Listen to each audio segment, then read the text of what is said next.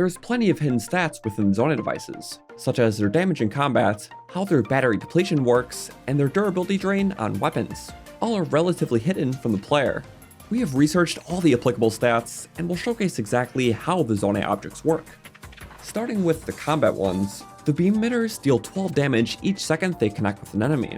The speed of these damaging ticks can be increased if the beam shuts off and turns back on again, so beam pulsing can be used to make their 12 damage apply more frequently.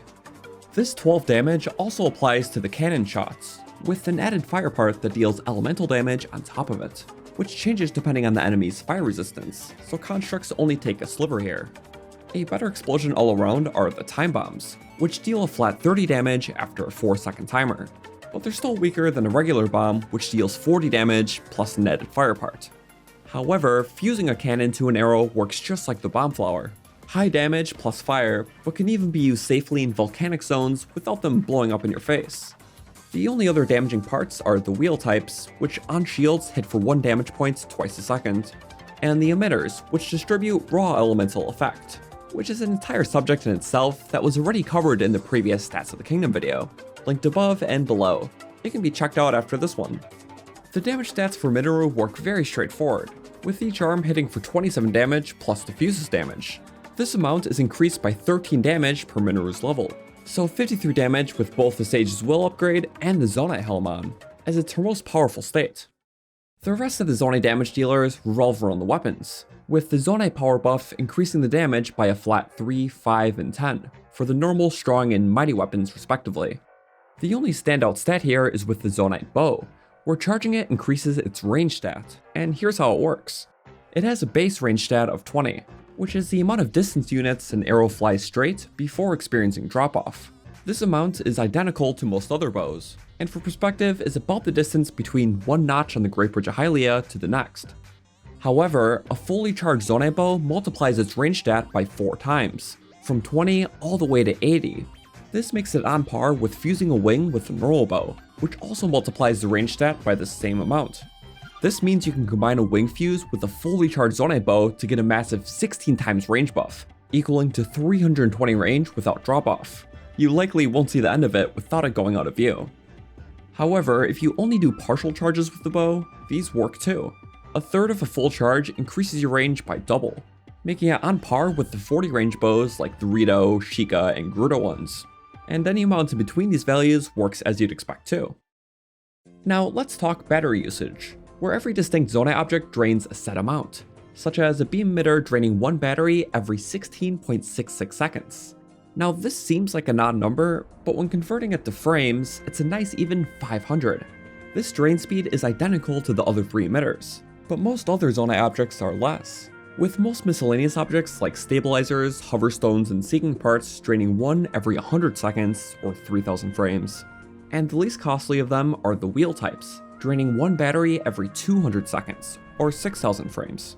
Now the key takeaway from this is understanding that this only applies to using one of that type in a build, as any duplicate parts will only use around half the original's cost. So using 3 wheels on a car would only use the cost of what 2 would be separately, as one uses full power and the other 2 use half power. This means it's more battery efficient to use multiple of the same part on a build, as 3 separate emitters would drain the full amount each, compared to 5 identical emitters draining the same amounts for way more effect, which makes elaboracy with more parts pay off big time. There's a few small discrepancies in some devices, like wheels doing slightly more or less, but generally the 50% rule is still applicable in most combinations. The only other case where a Zonai part takes up reduced battery is with fans specifically, which normally take 19 seconds to drain a full one, but this is interestingly reduced when the fan or build it's attached to is touching water or minecart rails. As you can see, the red battery indicator gets smaller when it connects with these surfaces. The reason is to make boats and minecart contraptions more viable early game, and does this by increasing its efficiency by 4 times, so 19 seconds to drain one versus 77 in these conditions. However, the other situations for battery drain aren't for saving battery, but rather spend it faster. Any emitter parts on Mineru cost 2 times the amount of battery compared to it being separate. Any device on a shield costs 3 times the amount of battery, with some minor exceptions. And any part fused to a weapon costs 20 times its battery, making any spin attacks with emitters complete battery eaters. so it's best to put them on a boomerang, as these interestingly only drain battery for the first tick, despite working the whole time. And fortunately, there's quite a few other ways to get more out of your battery. The energy up buff decreases battery cost by 20% with a level 1, 35% with a level 2, and 50% with a level 3, so half off everything. The Zonai weapons also decrease battery usage with a 25% reduction to any attached Zonai device. Although stated in the description for the Zonai shields, this also applies to the Zonai melee weapons as well.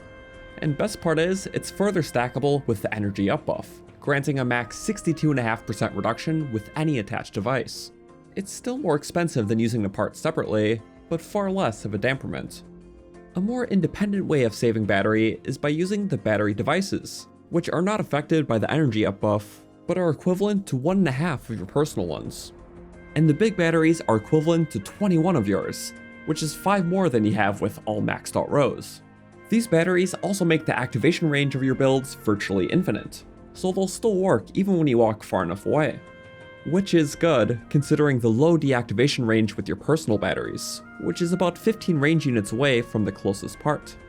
Some exceptions being builds with rockets that will always stay active until the rocket dies out, and any build containing a hoverstone, which bumps the activation range to around 40 range units, but still best to have a battery though. One last thing to mention about battery devices is their weird drain rates with construct heads, as normally the controlled parts only take up your battery when in active use. But with the battery devices, they'll drain them also while in active standby, so not the best to attach when out of combat. Another additional quirk about this combo is that they drain cannon devices the same rate as you do emitters, which is different than the normal way of 30% of battery per blast, or a full battery when fused to a melee weapon. These guys are quite the rule breakers. But finally, to close off battery info, the other increasers are the Zonai charges instantly restoring a quarter battery, which is small but great for breaking out of the battery depletion penalty, just like you can for stamina. And the large charges grants a full restore and 30 seconds of unlimited battery. Woohoo! They're really the best. Lastly, we should talk about the durability of Zonai objects, which are all finite to some degree. The obvious ones being rockets lasting for 3 seconds, wings lasting for 75, and balloons for 120. But most other battery using devices last for 30 minutes total. This usually won't be a problem though, as the easiest breakage of durability comes to when they're fused on weapons and shields.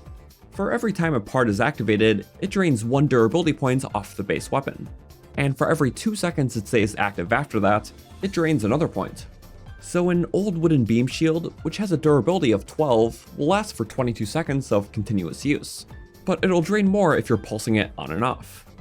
The only outliers are cannons, which drain 2 per shot on shield specifically, or 1 for weapons. This stacks on top of any other weapon durability you can drain from these, like hitting things directly. This makes it not super viable, but there's still some good uses, like having a cannon on a royal broadsword for 60 solid cannonball shots before breaking, or using a big wheel for an enhanced shockwave attack, which takes a point for both activating the wheel and hitting the ground, but you can get many more enemies in the blast. The one interesting exception to all these fuses is when throwing a weapon with the Zonai part, which still activates it but consumes no durability. This can be utilized best on the boomerangs, where as long as the weapon isn't hitting things itself, can be used as a no durability, low battery cost way of dishing out huge amounts of effect. And that is all for the Zonai info to share. Thank you so much for watching this episode in Stats of the Kingdom. I left out a lot of Mineru's unique stats because I've already covered her extensively in my Sage stats video, so feel free to check it out for a bunch more useful info, linked above and below. But let me know if you have any more questions or topics to be discussed in the future. It's been fun working on this series in collaboration with the tier's data collection and research community, which I'll link their key spreadsheet in the description. Thanks again for watching, and I'll see you all in the next one. Goodbye!